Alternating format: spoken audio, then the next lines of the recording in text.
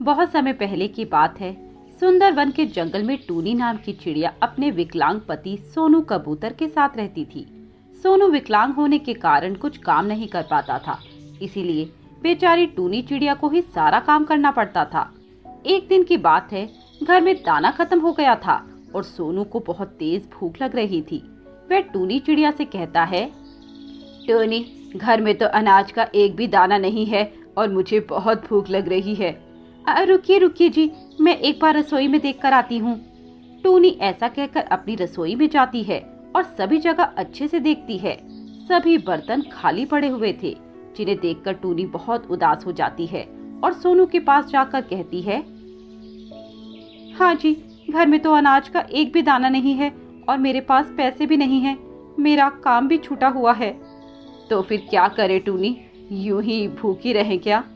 अरे नहीं नहीं, हम भूखे नहीं रहेंगे। मैं अभी जाकर टीना तोतन से कुछ खाना मांग कर लाती हूँ। टूनी, मेरी वजह से तुम्हें क्या क्या करना पड़ता है।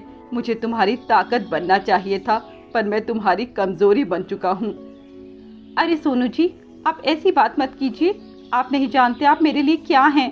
रुकिए, मैं अभी टीना तोतन के पास जाती हूँ। टूनी चिड़िया उड़ते हुए अपनी दोस्त टीना के पास जाती है और उससे कहती है, टीना, मुझे तुम्हारी मदद चाहिए। हाँ बोलो टूनी, पहले अंदर तो आ जाओ। नहीं नहीं, मैं बाहर ही ठीक हूँ। दरअसल मेरे घर में अन्न का एक दाना भी नहीं और मेरे पति को बहुत भूख लगी है।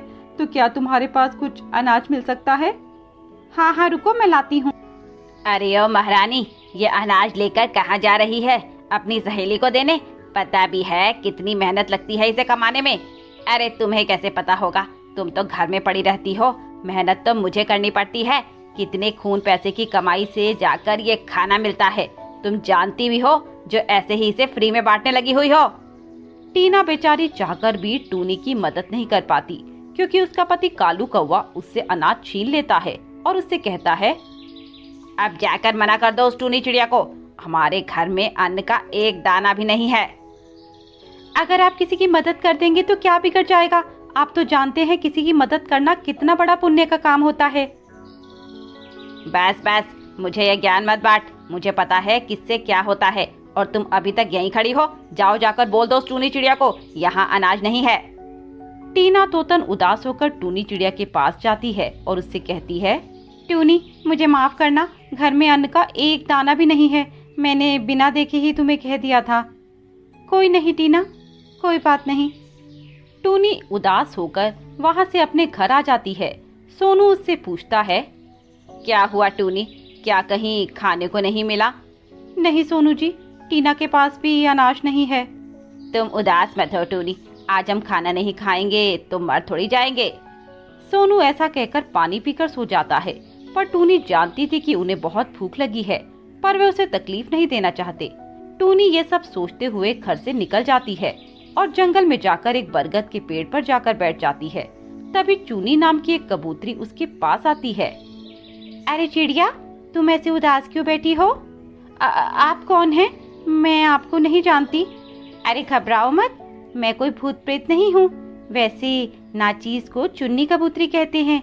मैं अव्वल दर्जे की चोरनी हूँ। चलो, मेरा तो परिचय तुमने जान लिया, अब अपने बारे में बताओ। मेरा नाम टूनी है और मैं सुंदरवन जंगल की रहने वाली हूँ। पर तुम यहाँ उदास क्यों बैठी हो? कोई समस्या है क्या?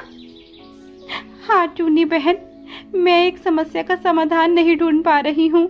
मुझे बताओ क्या समस्या है, शायद मैं तुम्हारी कोई मदद कर सकूं। टूनी रोते हुए उसे अपनी पूरी कहानी बताती है कि उसे सुबह से खाने की तलाश है, पर उसे भोजन नहीं मिल पाया है।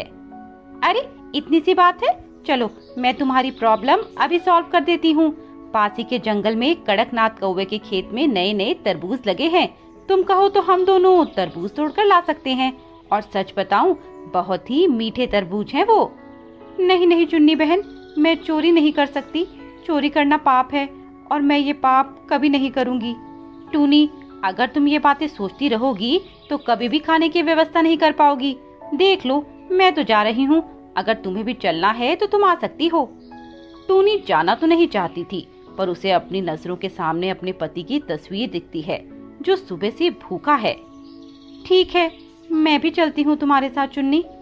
ऐसा कहकर टूनी और चुन्नी उड़ते हुए कड़कनाथ कौवे के खेत में पहुंच जाते हैं और चुन्नी जल्दी से एक एक तरबूज तोड़कर ले आती है। जाओ टूनी, तुम भी एक तरबूज ले आओ, जाओ। वैसे भी उस कड़कनाथ कौवे के आने का समय हो रहा है। अगर उसने हमें चोरी करते पकड़ लिया तो वो हमें पुलिस के हवाले कर देगा। टूनी जल्दी से एक तरबूज तोड़कर ले आती है, पर उसका मन उस चोरी करके तरबूज ले जाने की गवाही नहीं दे रहा था, तो वह एक पेपर पर कुछ लिखती है। कड़कनाथ कौवे जी, मैं टूनी, मैं आपके खेत से तरबूज ले जा रही हूँ। मानती हूँ कि आपसे इजाजत लिए बिना ये तरबूज ले रही हूँ, पर मेरे सामने एक मजबूरी है। मेरे पति कई दिनों से भूखे हैं और मुझे उनके लिए चोरी करनी पड़ रही है, पर मैं आपसे वादा कर रही हूँ कि जब भी मेरा काम लग जाएगा, मुझे कुछ पैसे मिल जाएंगे तो मैं आपको आपके तरबूज के पैसे जरूर दूंगी। धन्यवाद, टूनी चिड़िया। ये सब लिखकर टूनी चिड़िया एक पेड़ से वे पेपर चिपका देती है। उसके बाद चुन्नी चिड़िया और टूनी चिड़िया अपने अपने घर के लिए रवाना हो जाती हैं। टूनी अपने घर पहुंचकर वह तरबूज अपने पति को देती है। तरबूज को खाकर सोनू के अंदर थोड़ी जान आ जाती है। तुम्हें ये तरबूज कहाँ से मिला टूनी? मैं ये तरबूज कड़कनाथ कौवे के खेत से चुरा कर लाई हूँ। क्या तुमने चोरी की? हाँ, मुझे चोरी करनी पड़ी, पर मैंने उस कौवे से वादा किया है कि मैंने पैसे मिलते ही उसके तरबूज के पैसे लौटा दूंगी। मानती हूँ मेरे हालात आज बहुत खराब हैं, जिस कारण मुझे एक कदम उठाना पड़ा, पर मैं उसको उसके पैसे लौटा दूंगी। अगले दिन टूनी की एक बहुत बड़ी जगह नौकरी लग जाती है और जब उसे पहली तनख्वाह मिलती है तो वह सबसे पहले उस कड़कनाथ कौवे के तरबूज के पैसे चुका कर आती है।